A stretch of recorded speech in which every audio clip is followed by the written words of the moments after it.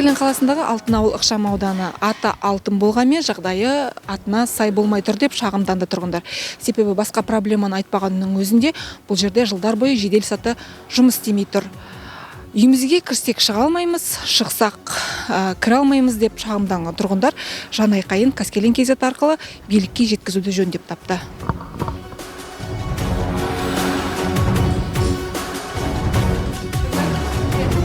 Бесконечно вот так вот останавливается и стоит. Мы уже устали, уже сколько лет мучаемся. Ну-ка, я вот больной ногой еле хожу на 4-й этаж каждый день подниматься, а лифт не работает. А платим каждый месяц. Попробуй не уплати, у вас долг. Аптасына 2-3 рет шақыртамыз. 1-2 рет мен внучкам ішінде қамалып қалды. Мектепке бара жатқан, қазір мына лифтқа отырғанға қорқады. Өзім тапыровожать етіп шығарып саламын. У нас постоянно проблема. Вызывать етеміз. Пожалуйста, лифт, мен внучкам қалып қалды. Өзім 2-3 рет қалып қалдым, жұмысқа асығып бара жатқан таңертең кезде. У нас постоянно такая проблема.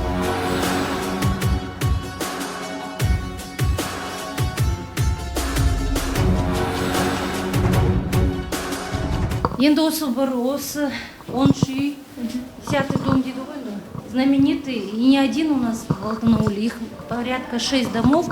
Отсутствует лифт на протяжении не одного года. В нашем подъезде 2 года как лифт не работает. В соседнем подъезде, первый подъезд называется, там 10 лет он не работает.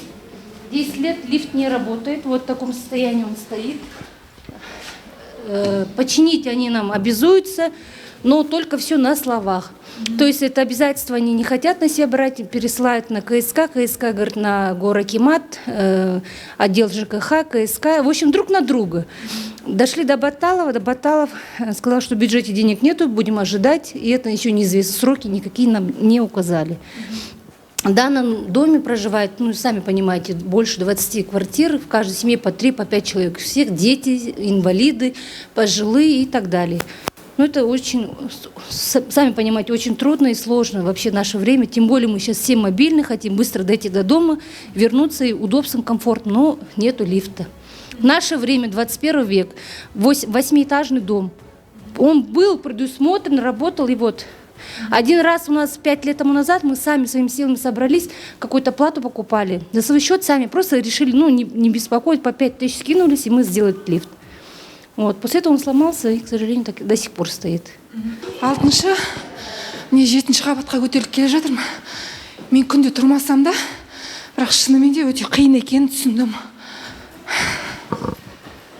Бізде 8-ші этажда тұрамыз, балам аяғы жүрмейді, инвалид.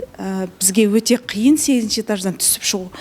Ал балама бізге кислород керек, каждый день дышать ету керек, сол себептен күйеуім жұмыста целый день. Мен өзім жалғыз түсіп шыға алмаймын, маған қиын.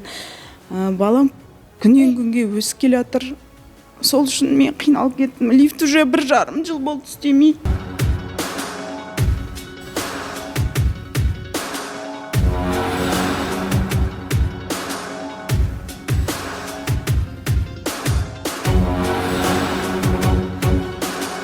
Міне 11 жылдан бері лифтсіз отырмыз, қиналып кеттік, бала шағамен, мына жақта продуктамен көтерілу өте мүмкін емес, сөзің біраз ашығын айтқанда. Шаршап кеттік жаяу шығудан. Неге үкімет бізге көмектеспейді? Қаншама рет бардық, қаншама заявление жаздық, қаншама подпись жинадық. Неге бір результат шықпайды? Біз шаршадық мына тірліктен. Пожалуйста, бізге көмектесіңіздер. Бұлай ары қарай жалғасуға уже невозможно.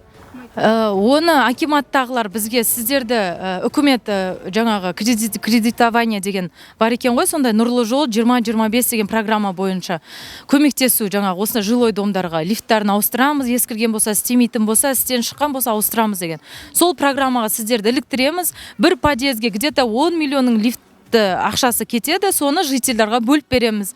10 жыл, 15 жыл, сосын соған бәріміз келісіп қол қойып бергенбіз. Соның өзі тұрып қалып тұр ғой, программа ары қарай не бері жоқ, не ары жоқ, шешімін тауып берсін бізге. Қалай болса да. Сол ақша жинау тек сол мәселесі болған. Қалғанның бәрі тек обещаниямен бітіп жатыр ғой. Орнатамыз, әлі жоқ. Міне 11 жыл болды, сөздің шыны.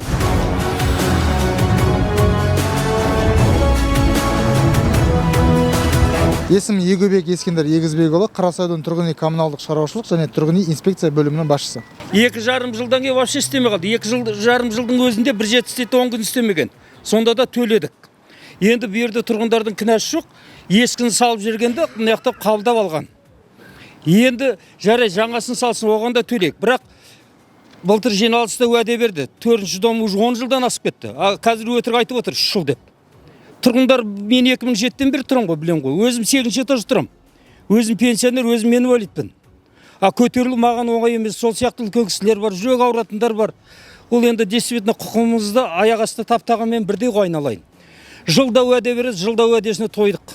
Былтыр мына Бауыржан ана жоғарғы офисіне шақырып алып, 5-6 үйде обязательно істейміз, 9 да бар, 4-ші үйде бар. Бәрі де бар тұғын. Алдап кетті. Енді КСК-ның бастығына барсам, Сағат айтады, аға, Алматы лифт қайда онан бастайды, содан дейді. Алматы лифтке звондасақ, ол бізге берген жоқ дейді, балансымызға. Сондықтан бізге Алматы лифтке бүкіл домды өткізгендерің дұрыс. Өйткені қазір специалистер жоқ, анерден электрик емес, жай дворниктерді лифттер қылып қоя салады.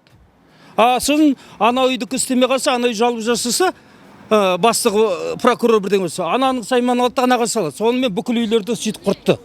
Жалпы түсініп тұрмыз, Қаскелең қаласы Алтынауыл тұрғын үй кешенін істемей тұрған лифттер мәселесі бойынша қазір таңда Алтынауыл ықшамауданында 6 лифт істемей тұр, 4-ші, 7-ші, 9, 10 және 23-ші үйде.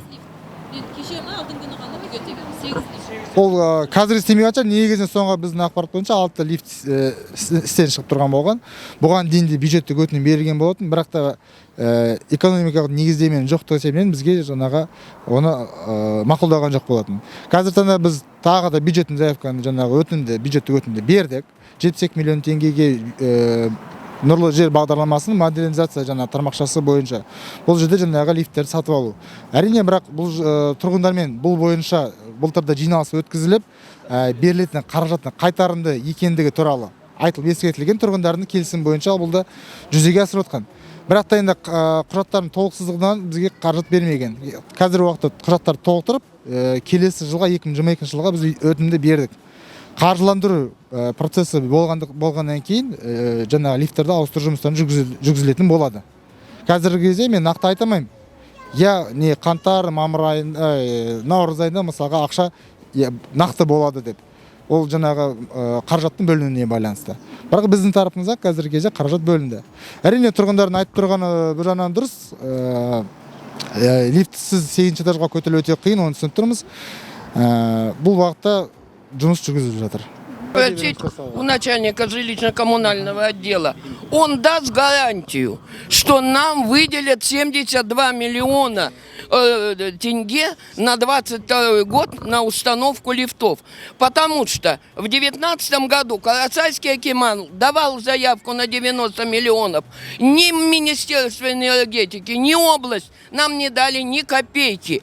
В 2021 году мы были на прямой онлайн-трансляции с Акимом. Тоже обещали дать деньги. Мы уже связались с заводом, документы подготовили. Опять нам ничего не дают. Вы даете нам гарантию, что нам дадут на 22 год по программе Нурлы Жер эти деньги?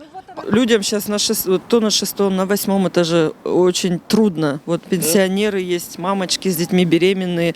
Не скорая, например, даже подняться на 6 не хотят, например. Со стороны акимата пусть вызовут Алматы лифт, компания же у нас есть крупная, пусть вызовут нас, жителей, и пусть акимат. И как брифинг или стол вопросов. И давайте этот вопрос решим втроем. Как говорится, акимат, жители и Алматы лифт. И к какому общему вопросу мы придем? Нас на баланс дадут? Или Алматы лифт какие-то, может, предложения сделать? Ну сколько еще можно ждать?